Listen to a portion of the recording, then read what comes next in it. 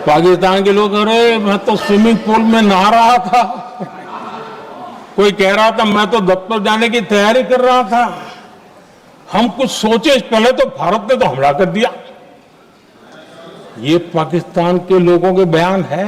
6-7 मई को ऑपरेशन हमारा संतोषजनक होने के तुरंत बाद, कल जो राजनाथ जी ने कहा था, मैं डंके की चोट पर दोबारा दोहराता हूं, भारत की सेना ने पाकिस्तान की सेना को चंद मिनटों में बता दिया कि हमारा ये लक्ष्य था, हमने ये लक्ष्य पूरा कर दिया है, ताकि उनको पता चले और हमें भी पता चले कि उनके दिल दिमाग में क्या चलता है।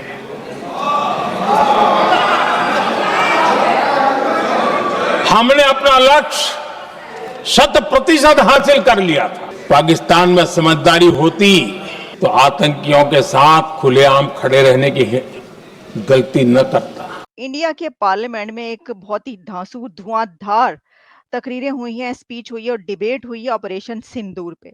जी। और जहां ऑपोजिशन ने बड़े कड़े सवाल किए हैं, वहीं पर जो उनके मिनिस्टर्स हैं जैसे कि डॉक्टर जयशंकर ने कोई 40 मिनट्स की स्पीच की है वहां पर। इसी तरह जो राजनाथ सिंह हैं, उन्होंने तो बड़े ही धुआंधार जिसे कहते हैं ना, दो टोक जवाबात दिए हैं कि वहां पे तो बड़ी कड़ी तनकीद हुई। उनसे कहा गया जी बताएं कितने जहाज गिरे हैं, ये बताएं ऑपोजिशन ने। लेकिन क्या आप समझते हैं कि पाकिस्तान के पार्लियामेंट में कोई ये सवाल कर सकता है कि ज़रा बताएँ कि आपका नुकसान भी कितना हुआ है? कोई हमें थोड़ा-सा ये भी बता दे। एक तो मेरा सवाल ये होगा।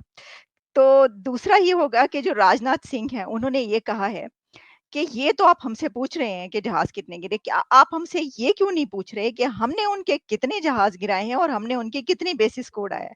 तो over to you doctor Ishtiaq Ahmed. जी। जी।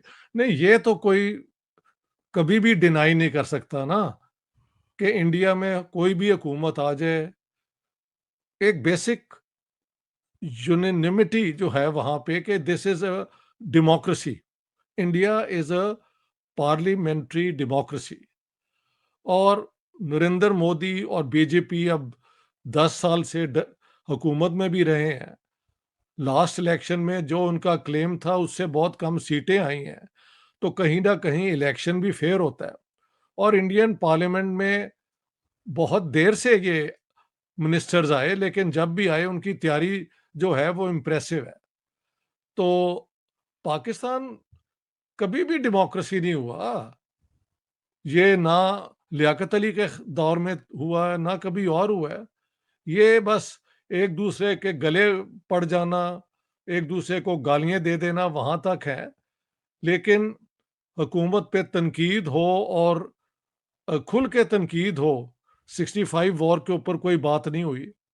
71 पे तो ये था कि हम जीत रहे हैं, एंड देन वी लर्नड कि वहां पे तो हमने सरेंडर कर दिया है।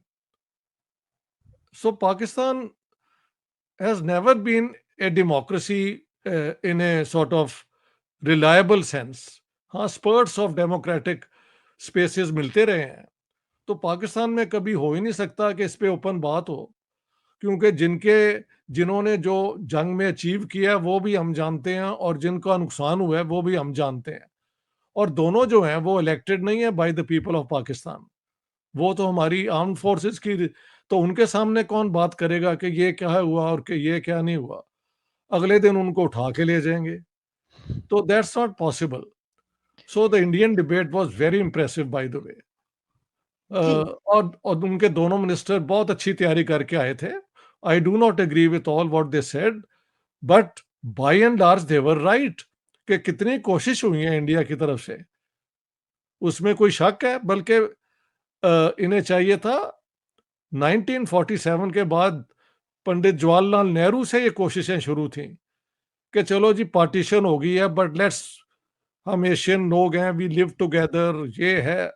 पाकिस्तान ने वो कश्मीर का इशू लेके अपना भी सत्यानाश किया और कुछ अचीव भी नहीं किया। कश्मीर वहां का वहीं है जो सीज फायर लाइन के बाद लाइन ऑफ कंट्रोल बना। तो we are a people without a vision. जब पाकिस्तान बना था तब भी कोई विजन नहीं थी, हर किस्म की बातें कही हुई थी इन्होंने। मौलवियों को कुछ कहा था, अंग्रेजों को कुछ कहा था, कांग्रेस को जवाब में कुछ और कहा था।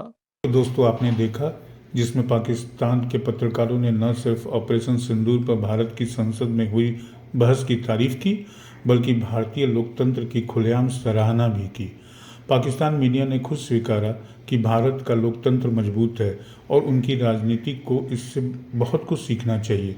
अगर आपको ये वीडियो पसंद आया तो कृपया चैनल को सब्सक्राइब जरूर करें, लाइक करें, शेयर करें, बेल आइकन दबाना ना भूलें ताकि आप हमारे आने वाले हर वीडियो से जुड़े रहें।